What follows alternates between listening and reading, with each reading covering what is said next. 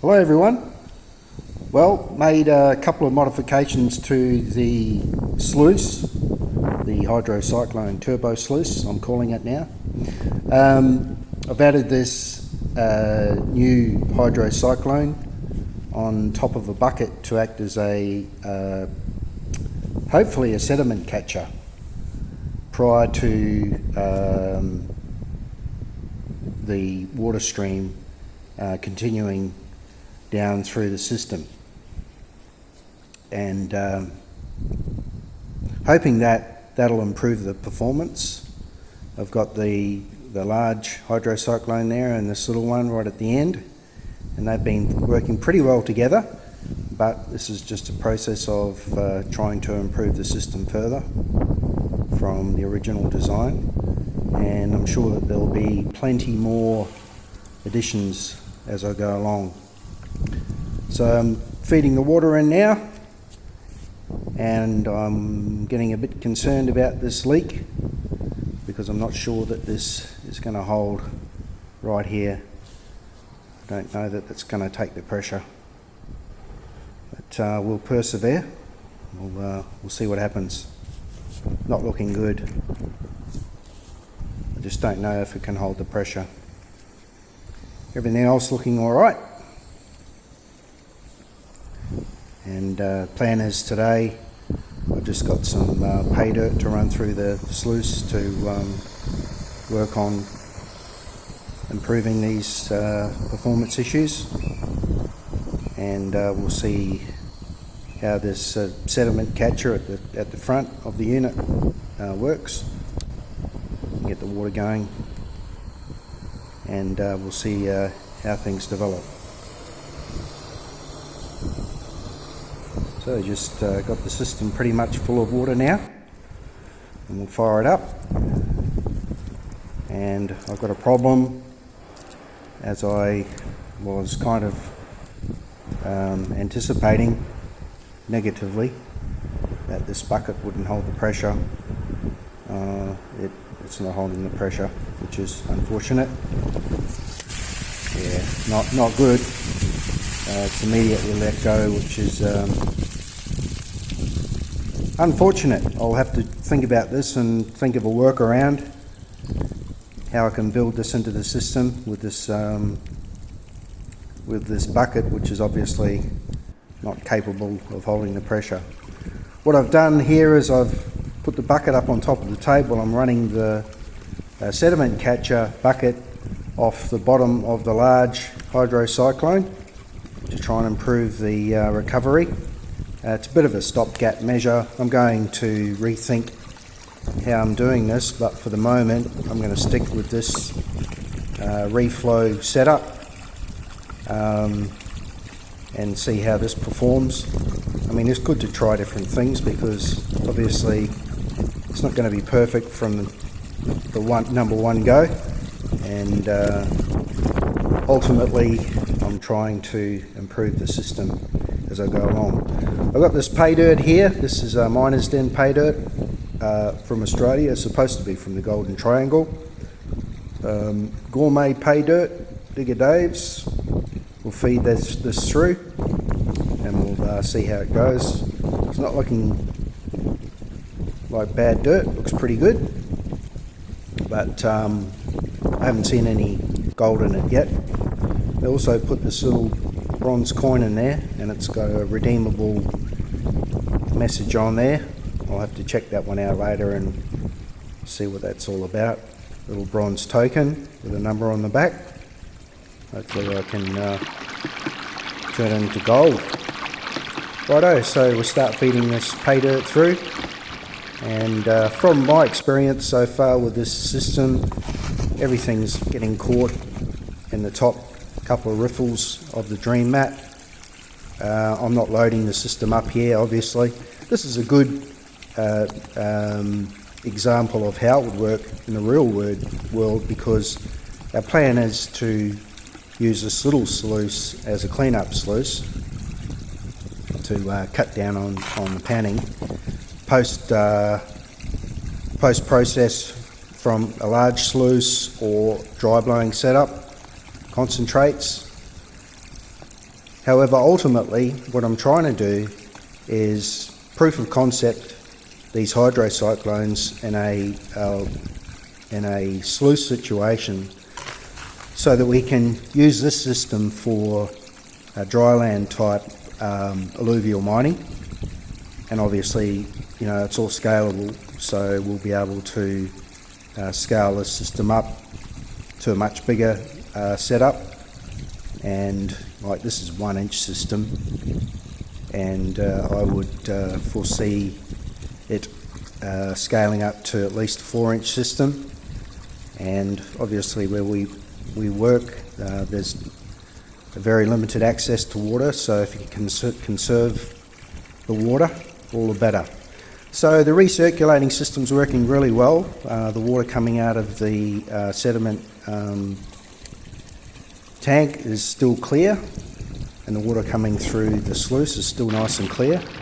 And as you can see, there's quite a bit of sediment building up in the catch tank at the base of the sluice. However, the feed water is still nice and clear. What I have noticed with the trials that I've been conducting is that there seems to be a bit of a breakout point where the cyclones can't actually handle the sediment anymore, and it just starts to recirculate. So someone did say in an earlier video, you know, you might include some sort of a filter membrane to try and deal with these clay sediments. I'm trying to avoid that, because I'm trying to just use the cyclones to make the system very easy to maintain and control in the field. I mean, this is really easy here, but you get out in the field and everything gets very complicated in a real world situation. Not seeing much gold. There's a few specks at the top there, so we'll pull the mats, pan this out, see what we've got. So a little bit of colour, not very much, a little bit disappointing. I was hoping that there might be some pickers amongst that. However, it does say guaranteed gold, so we'll see how much that weighs a little bit later on. Righto, so now what I'm going to do is I've got half a bucket of material, or actually a third of a bucket more accurately, just from the backyard there. It's this gravel, red gravel from local gravel pits. It's got a lot of iron oxide, very similar to what you get out in the field. I'm going to do the old torture test again on the system, see how it goes as I load it up with this horrible stuff. And there's also a bit of cement dust and bits and pieces mixed in with this as well. So it's interesting just to see how it handles this loading up with dirty, horrible material. And I did actually add some jet dry to this earlier, so I think that has a bit of a washing effect on the sediment as well that helps the system out. So we'll just continue along, and hopefully I don't find any gold in the system. Sorry, from the gravel in the backyard, otherwise we'll have a problem. I'll have to put in a mining permit for my backyard. So getting along with it now. I've got quite a bit of it through. Good to see that the water's still staying relatively clean.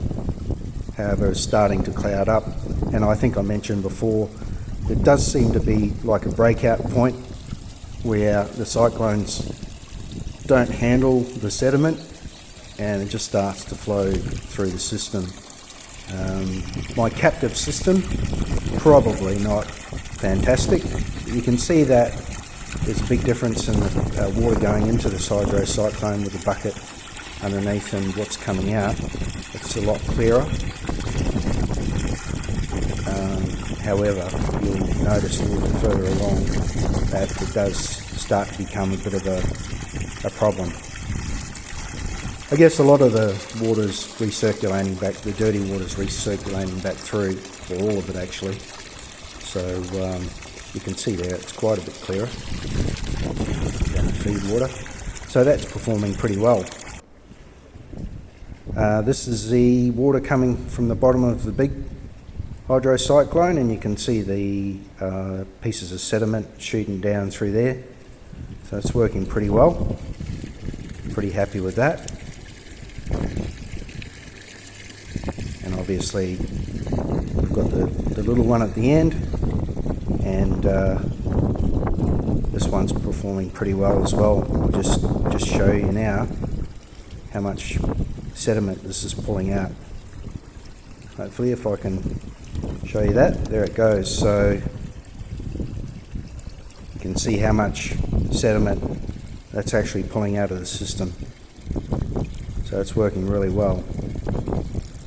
Whether I need the small one right on the end is another question. Hopefully I'll get to a situation where I've got these big ones sorted out that I don't need this little one on the end. But that's kind of a experiment. This system is entirely experimental at this stage. It's not a do or die thing. I just keep working on it, improving on it as I go along. So, still working very well. It's still leaking out of there, which is, I guess, to be expected, understanding that it has a lot of trouble coping with the pressure. Now, I'm getting towards the end of the bucket, and you can see that it's getting really muddy now, and I'll keep going. Like I said, this is supposed to be a torture test. I was watching Gold Rush recently, and they had some feed water going through one of the big sluices, and it looked like syrup. So, you know, this system will be entirely scalable, and this is a very early start, hopefully of something much bigger. We like to stay one step ahead of the rule makers. So if you can prove that you're having a positive impact, a low impact environmental approach to your prospecting or your mining, then staying one step ahead of the regulators is always a good thing. So happily no gold. However, I did notice something in the top of the sluice, and it is a couple of tiny little silver pools from when I'm doing my silver pours for my refined silver. Some must have spilled out. So, well, I've recovered 0.0003 of a gram or something there, so that's always good. Put that back into the stash. Righto, so here's the weigh up of the miner's den pay dirt. It wasn't spectacular, as I guessed, around the 0.3 mark. So there you go. It's all about the fun of panning. Okay, well, I hope you enjoyed this video. Like I say, this is a work in progress, so there'll be further updates. Thanks for watching.